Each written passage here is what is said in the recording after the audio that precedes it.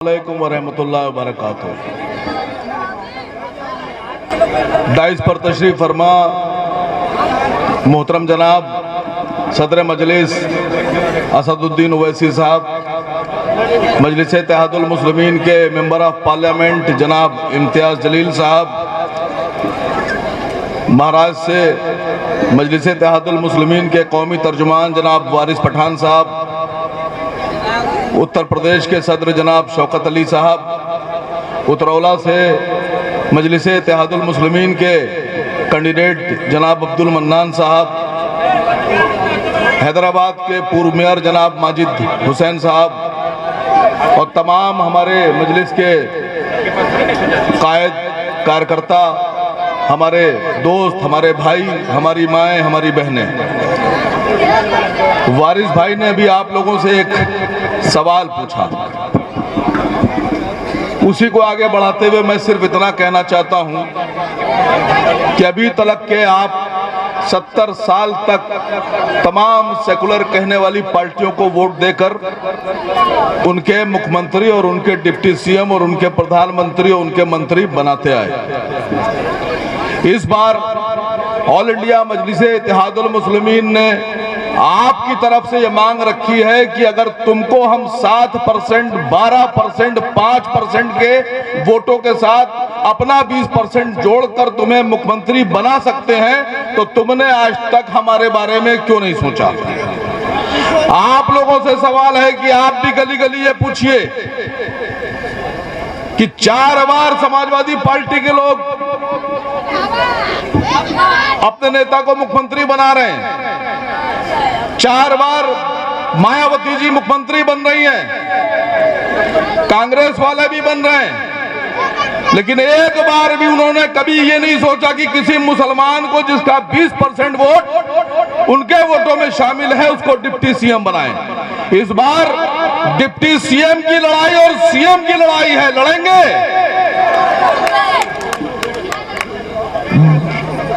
समाजवादी वाले बोलते, बहुजन वाले बोलते, कांग्रेस वाले, राहुल गांधी जी, प्रियंका गांधी जी, उनके नेता बोलते कि जो बैठे हैं असद साहब ये बीजेपी के लिए काम करते, बीजेपी के एजेंट, हम लोग बीजेपी के एजेंट। और योगी जी बोल रहे हैं आजकल मंचों से कि हम मजलिस इत्तेहादुल मुस्लिमीन वाले सपा की, बसपा की, कांग्रेस की बी टीम। मैं आप सबसे ये पूछना चाहता हूं कि 4 बार मायावती मुख्यमंत्री बनी, इस 4 बार में वो 3 बार किसके साथ मुख्यमंत्री बनी? किसके साथ बनी मुख्यमंत्री? किस पार्टी के साथ? भारतीय जनता पार्टी के सपोर्ट से मायावती 3 बार मुख्यमंत्री बनी। एजेंट हम लोग।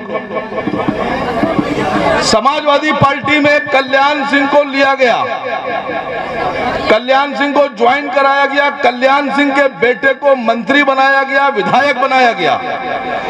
वो साक्षी महाराज जिसने ये बात कही कि बाबरी मस्जिद की शहादत में पहला फवड़ा उसने मारा, वो साक्षी महाराज जिसने ये बात कही कि बाबरी मस्जिद से जो ईंटें निकली थी उसमें से एक ईंट लेकर मैं घर आया, तौबा नौज़बिल्लाह, साक्षी महाराज कह रहे हैं कि एक ईंट बाबरी मस्जिद की लाकर बैतुल खला में लगाई, उसको भी समाजवादी पार्टी की तरफ से राज्यसभा का सदस्य बनाया गया, उसको भी लिया गया।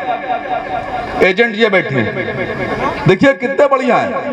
नेता आप लेंगे, बीजेपी के साथ आप हाथ मिलाएंगे, मस्जिद शहीद करने वाले आपके साथ, बीजेपी के साथ सरकार आप बनाएंगे और एजेंट हम लोग। इस बार आपको जवाब देना है, सबको लेंगे, सारे लोगों को लेंगे।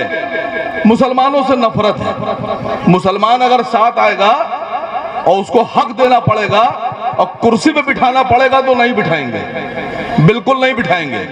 लेकिन जिस सुनील सिंह ने हिंदू युवा वाहिनी के अध्यक्ष रहते हुए एक मंच पर यह बात बोली कि मुसलमानों की जो औरतें मर चुकी हैं उन्हें कब्रों से निकालकर उनके साथ तौबा नौज़बिल्लाह गलत काम करो, उसको भी आप समाजवादी पार्टी की सदस्यता दिला सकते हैं, वो भी आपका नेता है।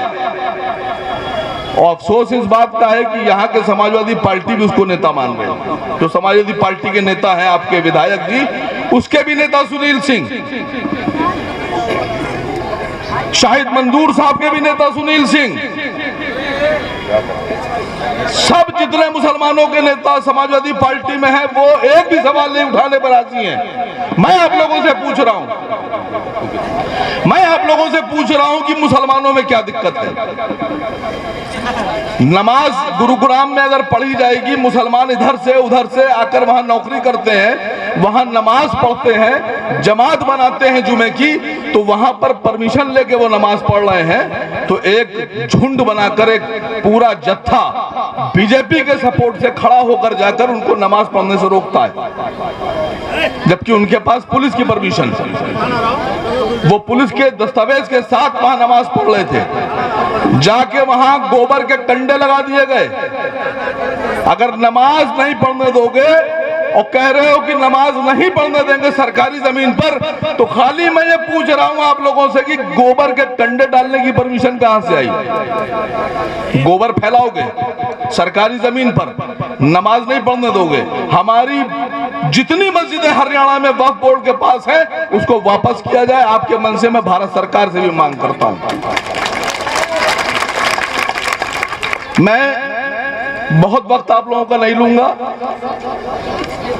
चुनाव में जनाब डॉक्टर मन्नान साहब आपके प्रत्याशी हैं।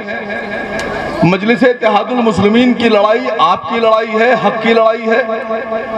मजलिस इत्तेहादुल मुस्लिमीन के जितने भी विधायक आप जिता के भेजेंगे वो आपकी आवाज बनेंगे और इंशाअल्लाह बहुत मजबूती से सरकार में मजलिस इत्तेहादुल मुस्लिमीन के बिना सरकार नहीं बनने जा रही है। ये बात मैं आप लोगों से कह रहा हूं। बच्चे लड़ो नहीं। मजलिस इत्तेहादुल मुस्लिमीन आप सबको ये यकीन दिलाती है कि इस बार आपका वोट आपके हक के लिए इस्तेमाल किया जाएगा और उत्तर प्रदेश की ये जो विधानसभा है उसमें जो कुर्सियां होंगी उन पर अबकी से आपका डिप्टी सीएम भी बैठेगा, लेकिन बिठाना आपको है। मैं अपनी बात खत्म करता हूं, वक्त नहीं है। आप लोगों से इस वादे के साथ मैं विदाई चाहता हूं कि इस बार डॉक्टर मन्नान साहब को वोट देकर जिताएंगे, इतनी कमजोर नहीं, जिताएंगे, बिल्कुल जिताएंगे, डिप्टी सीएम बनाएंगे। महाराष्ट्र के